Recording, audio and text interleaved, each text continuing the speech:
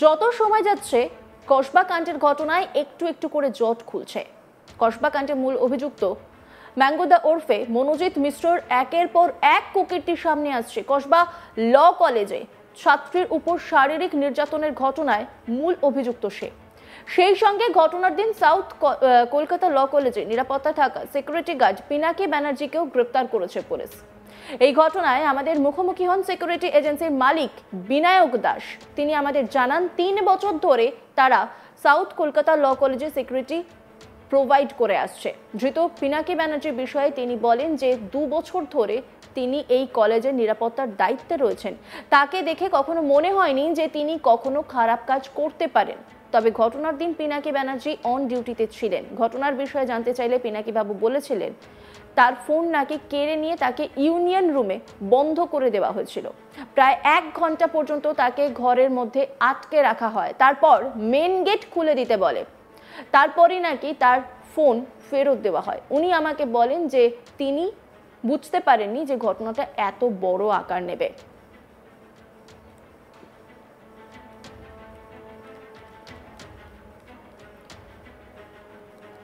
Security এজেন্সির মালিকের সঙ্গে কথা বলেছিলেন আমার কলিগ তাপস।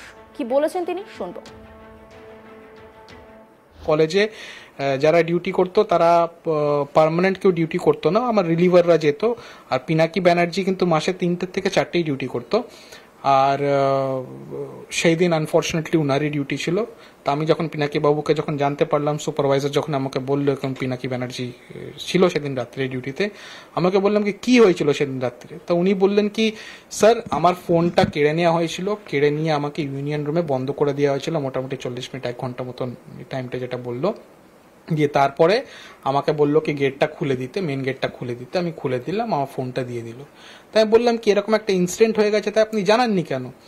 তা আমাকে বললো কি বিনাকে বলবো স্যার আমি বুঝতে পারিনি কি জিনিসটা প্রথম কথা এত বড় হয়ে যাবে। আর সেকেন্ড, আজ থেকে বছর 1.5 আগে আমার গার্ড যিনি ডেতে ডিউটি করছিলেন, আফটার কলেজ আওয়ার্স বিকেলের দিকে এই যে অ্যাকিউজ যার নামটা উঠে আসছে মনোজিৎ মিশ্র, মানে আমি তো জানতে পারলাম মিডিয়ার থেকে জানতে পারলাম কি এর নাম মনোজিৎ মিশ্র, ম্যাঙ্গোদা বলে সবাই ডাকতো। এ আফটার কলেজ আওয়ার্স যখন কলেজ বন্ধ ছিল তখন আমার গার্ডকে বলেছিল গেটটা খুলে দিতে। আমার গার্ড খোলেনি, তো গেটটাকে টপকিয়ে এসে আমার গার্ডকে ফিজিক্যাল অ্যাসল্ট করেছে। ওনার কানের এয়ার ড্রামটা মতন ফেটে গেছিল। এবারে ইনসিডেন্টটা হওয়ার পরে সঙ্গে সঙ্গে আমাকে জানায় আর আমার গার্ড আর কলেজ অথরিটিকে জানায়। আর উনি কিন্তু কসবা থানাতেও যান জিডি করার জন্য এই ইনসিডেন্টের জন্য। কিন্তু তারপরেও কিন্তু এই ম্যাঙ্গোদা বা মনোজিৎ মিশ্রর এগেনস্টে কিন্তু কোনো অ্যাকশন নেওয়া হয়নি। বরঞ্চ আমার গার্ডকে কলেজ অথরিটি 1000-2000 টাকা মতন দিয়ে বললো কি আপনি আপনার ট্রিটমেন্টটা করিয়ে দেবেন।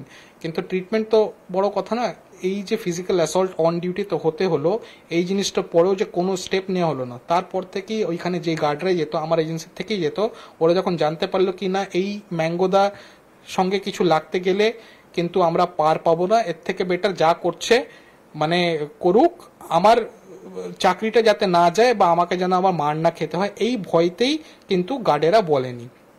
এর আগেও কিন্তু ইনসিডেন্ট হয়েছে, কিন্তু আমি স্যালিউট করব ভিকটিমকে কি উনি সামনে এসে এই কমপ্লেনটা করেছে আর এত বড় একটা জিনিস এক্সপোজ হয়েছে। কিন্তু আমার গার্ডেরা আমাকে জানায়নি, কিন্তু একটা ভয়তে। আর এই ম্যাঙ্গোদা সবসময় বলতো নাকি আমাকে কেউ কিছু করতে পারবে না, আমি এখানে যা বলবো তাই। এবার আমার গার্ড তো একদম একটা সফট টার্গেট, মানে ও যতটা নিজের ডিউটি করে চলে যাবে ও এইটুকুনি খেয়াল রাখতো। তো ও যখনই আসতো যা কিছু বলতো আমার গার্ডকে ওবে করতে হতো। কিন্তু গার্ড আমাকে জানায়নি, কিন্তু অথরিটি কি জানতো না, অথরিটি সবকিছুই জানতো। কিন্তু তারপরেও ও যেটা আমি শুনছি কি এরকম ফ্রিলি ঘুরে বেড়াতো, ওর একটা দাপট নিয়ে ঘুরে বেড়াতো, এটা সত্যি। আর এই ভয়ের জন্যই পিনাকি ব্যানার্জি আমাকে জানায়নি, আর উনিও বুঝতে পারেননি কি জিনিসটা এত বড় জিনিসটা হয়ে যাবে।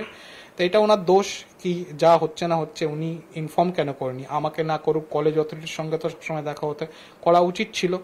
এবার ভয়ের জন্য ওটা বলেনি, ওনার হয়তো চাকরি চলে যাবে বা হয়তো আবার ওনাকে ফিজিক্যাল অ্যাসল্ট করবে, কেন কি এর আগেও তো কমপ্লেন হয়েছিল যখন কোনো স্টেপ নেওয়া হয়নি, আমার গার্ডটা শুধু শুধু মার খেয়ে গেল অন ডিউটি থাকাকালীন। সুতরাং এই ভয়ের জন্যই আর বলেনি। ইউনিয়ন রুমে কি এরকম গ্যাদারিং রাতে মানে কলেজ আওয়ার্স এর পরে বা অন্যরকম কোনো ঘটনা কি প্রায়শই ঘটতো? আমি এখন তারপরে যখন আমি গার্ডদের যারা যারা ওখানে ডিউটি করতো আমি জিজ্ঞাসা করলাম লোকে, হ্যাঁ স্যার এরকম প্রায় আফটার কলেজ আওয়ার্স ওই ম্যাঙ্গোদা আবার নিজের আর বন্ধু টন্ধুকে নিয়ে আসতো, পার্টি টাটি করতো। মাঝে মধ্যে ঝামেলাও হতো। আমার গার্ডকে বলতো কে মাথা টিপে দে, মাসাজ করে দে। গার্ড ভয়তে করতো, ডিউ রেসপেক্টে করতো সেটা আমি জানি না, কিন্তু এখন তো বুঝতেই পারছি হয়তো ভয়তেই করতো। কেন কি ওনাকে ডিনাই করা মানে আবার মার চড় থাপ্পড় খাওয়া, নতবা চাকরির থেকে হাত দেওয়া।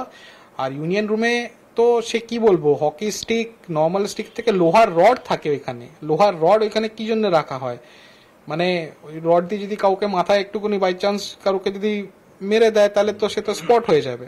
তো এরকম জিনিস রাখা থাকতো এখানে। আপনাদের সাথে সাউথ ক্যালকাটা ল কলেজের সম্পর্ক কত বছর? আমরা গার্ড সার্ভিস প্রোভাইড করছি ফেব্রুয়ারি 2022, তো 3 বছরের বেশি হয়ে গেল আমরা এখানে সার্ভিস দিচ্ছি। আপনাদের একজন সিকিউরিটি গার্ডকে গ্রেফতার করা হয়েছে, পিনাকি ব্যানার্জি তার নাম। তিনি কেমন ধরনের মানুষ ছিলেন যদি একটু বলেন। দেখুন, পিনাকি ব্যানার্জি আমাদের এখানে জয়েন করেছিল প্রবাবলি 2023, মানে 2 বছর ধরে উনি কাজ করছেন। ওনাকে পার্সোনালি আমি রিক্রুট করেছিলাম। দেখুন, দেখে কিন্তু উনি প্রচন্ড ইনোসেন্ট টাইপের একটা মানুষ, নিরীহ টাইপের একটা মানুষ। কম বেতনে উনি চাকরি করছেন। আমার কোনোদিনও কিন্তু মনে হয়নি, যতটা আমার ওনার সঙ্গে ইন্টারাকশন হয়েছে বা যা কথাবার্তা হয়েছে, ওনার ভেতরে কোনো অ্যারোগেন্সি বা এরকম টাইপের কি কোনো এরকম ক্রাইম করতে পারবে আমার দেখে কিন্তু মনে হয়নি।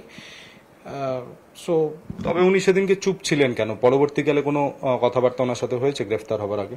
হ্যাঁ, দেখুন, আমিও কিন্তু ইনসিডেন্ট হয়েছে, আমিও কিন্তু ওই 27 তারিখে যখন মিডিয়াতে যখন খবরটা আসলো তখনই জানতে পারলাম। আমি সঙ্গে সঙ্গে আমার সুপারভাইজারকে ফোন করলাম কি ব্যাপার, সেদিন রাত্রিরে কে ছিল। কেন কি ওইখানে কলেজে যারা ডিউটি করতো তারা পার্মানেন্ট কেউ ডিউটি করতো না, আমার রিলিভাররা যেত। আর পিনাকি ব্যানার্জি কিন্তু মাসে 3টে থেকে 4টেই ডিউটি করতো। আর সেই দিন আনফর্চুনেটলি উনারই ডিউটি ছিল। তা আমি যখন পিনাকি বাবুকে যখন জানতে পারলাম, সুপারভাইজার যখন আমাকে বললো এখন পিনাকি ব্যানার্জি ছিল সেদিন রাত্রে ডিউটিতে, আমাকে বললাম কি হয়েছিল সেদিন রাত্রে। তো উনি বললেন কি, স্যার আমার ফোনটা কেড়ে নেওয়া হয়েছিল, কেড়ে নিয়ে আমাকে ইউনিয়ন রুমে বন্ধ করে দেওয়া হয়েছিল মোটামুটি 40 মিনিট 1 ঘন্টা মতন টাইমটা যেটা বললো। দিয়ে তারপরে আমাকে বললো কি গেটটা খুলে দিতে, মেন গেটটা খুলে দিতে। আমি খুলে দিলাম, আমার ফোনটা দিয়ে দিল।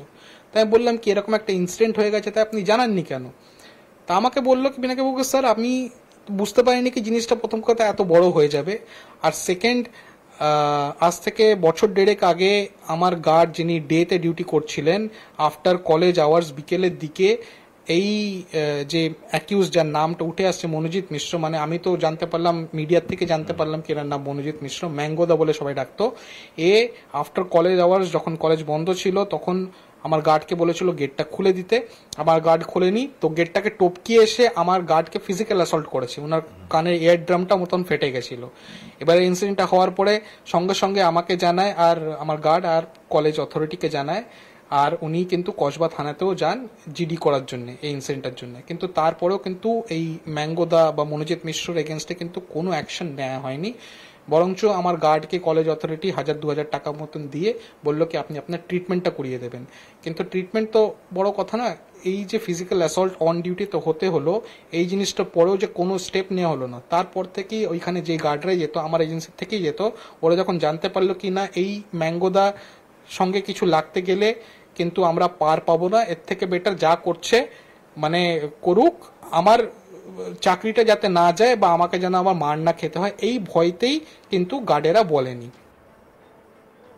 অন্যান্য খবরের আপডেটের জন্য অবশ্যই নজর রাখুন আজ তাক বাংলার ইউটিউব স্ট্রিমিংয়ে। লাইক, কমেন্ট, শেয়ার এবং সাবস্ক্রাইব করতে ভুলবেন না।